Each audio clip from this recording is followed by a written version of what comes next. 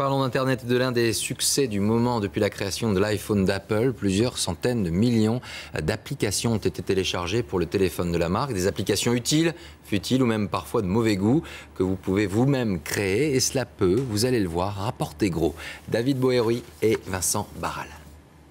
Un passionné d'astronomie, devenu en quelques mois le chef d'une entreprise à succès.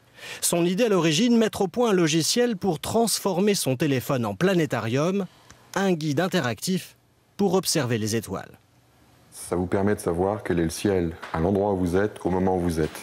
Par exemple Saturne, hop, je touche Saturne, et à partir du nord, j'ai besoin de suivre la petite flèche jaune, et je vois que ce soir, Saturne est visible au sud.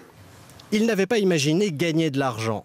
Mais son logiciel est devenu très vite l'une des meilleures ventes sur le site d'Apple en France. J'ai pas du tout le profil d'un industriel qui aurait voulu utiliser une nouvelle niche.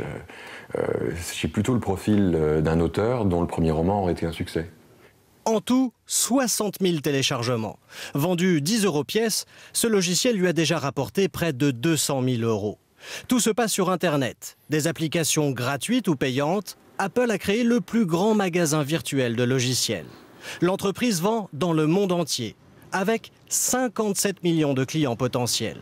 En seulement 9 mois, plus d'1 milliard d'applications ont été téléchargées. À chaque fois, le créateur touche 70% des recettes de la vente. Apple garde 30% pour s'occuper de la commercialisation. Un nouveau marché très porteur pour l'industrie du jeu vidéo, car le téléphone offre de nouvelles possibilités. Il peut, par exemple, se transformer en volant pour conduire une voiture dans un jeu de course. Cet éditeur français a très vite lancé de nouveaux programmes. Résultat, 2 millions de jeux vendus en moins d'1 an. Aujourd'hui, c'est plus de 500 personnes qui développent sur cette machine. Donc c'est une nouvelle petite entreprise au sein de l'entreprise Gameloft et qui grossit très très vite.